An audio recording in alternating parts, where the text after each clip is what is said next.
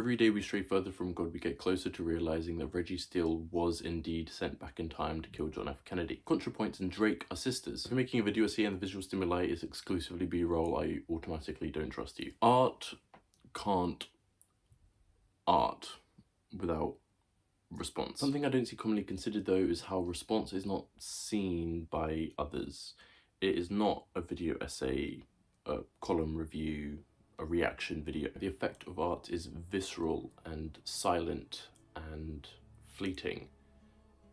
Then conversation tries to represent that. And oftentimes from the discourse that satellites a piece of art, new art is intertextually born. Imagine art as a fluid. In that case of inspiration or influence, the art is viscous, thickened as new layers of interpretation are found. When the audience of a piece of art reaches a certain swelling in size, unconsidered during the art making process, it instead becomes like runny and diluted. Response is good. It is not when someone features existing art in their own content without that conversational element. Rather, they're appropriating the immediate formal interpretation to fulfill the basic list of necessary constituents that create an audiovisual meme. The metatextual reference inspiring the usage of a quick one before the eternal worm devours Connecticut by post-punk duo Have a Nice Life on TikTok in the first place is not perceived by people unfamiliar with the band, which is most people.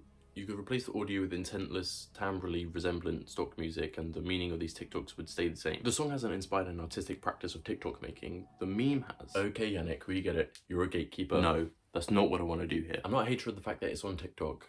I'm a hater of TikTok. A rabid race for relevance. King of keeping the kids quiet. Prince of misinformation second only to Google. The court's jester of social media. It has put some people onto Have a Nice Life. That's good, but many more will have passively consumed this song without knowing what it is or what it means, even if it deeply resonates with them. Consuming this song and exclusively this way prevents an important part of the arting. At the same time though, the recent virality of a quick one before the eternal worm devours Connecticut seemed inevitable. Which is weird because it's the stylistic opposite of songs that are made to thrive on TikTok. It's a near 8-minute long, dark, ambient piece. How are you supposed to meme that? Song titles from Have a Nice Life's debut double album, Death Consciousness, like a quick one, waiting for black metal records to come in the mail, and holy fucking shit, 40,000 carry a crassness seen across many indie Americana records of the noughties. They juxtapose the dark emotional weights that compelled their birth.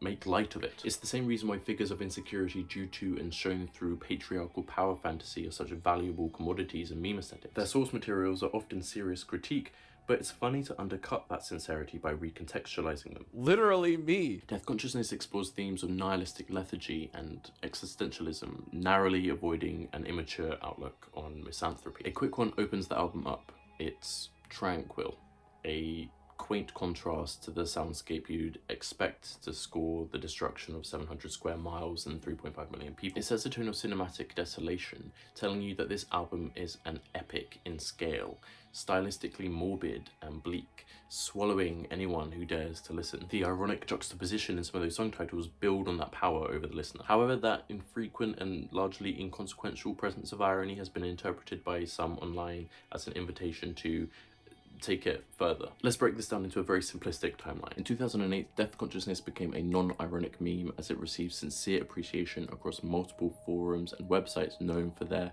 innovative, semi-ironic memery. 3 years later, the unnerving images of cryptids meme surfaced. Fast forward to 2019 and both have independently been revived, becoming semi-popular, sometimes sincerely, sometimes ironically. In 2022, the unnerving cryptids meme in particular drew attention through physically large entities like Siren Head, the Russian Skoda Yeti ad, the unsubstantiated giant on Hill conspiracy, average Ohio residents, and, of course, the eternal worm came back for Connecticut. Between most of these cryptid memes, there is a clear guiding principle.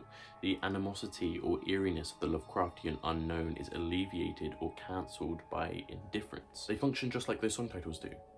Have a Nice Life slots right in. By the time you see me here, the trend transmitting this song will likely have already passed you by.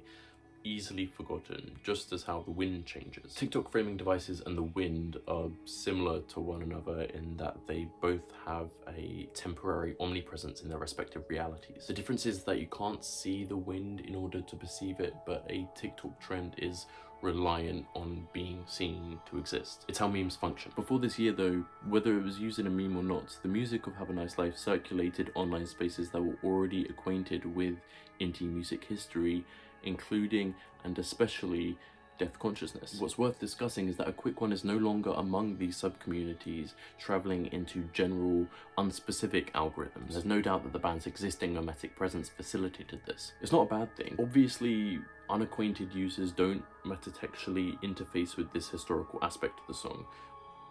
It's not required, but they also don't respond to anything past its vibe. And that's mainly down to TikTok's restrictiveness, both in the in-app infrastructure of like creating videos and comments, but also in the audience's attention spans when consuming them.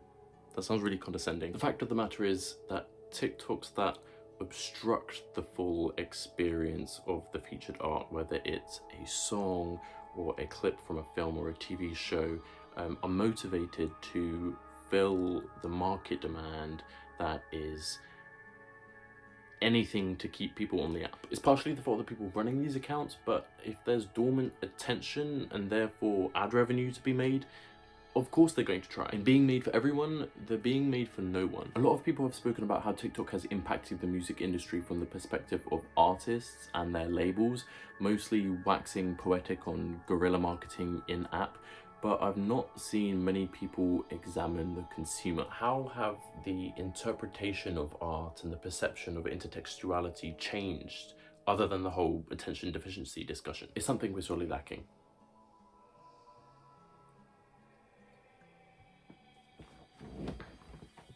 Here's a little thought experiment before I go to bed. If you ever don't know what to do, put yourself in the shoes of someone in a third world country. Think to yourself, what would I do if I had no money, no parents, no socks, no shoes, no underwear, nothing?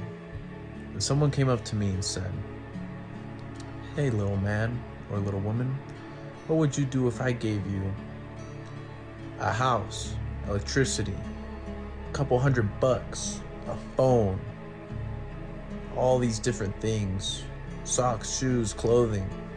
What would you do with that if I give it to you right now?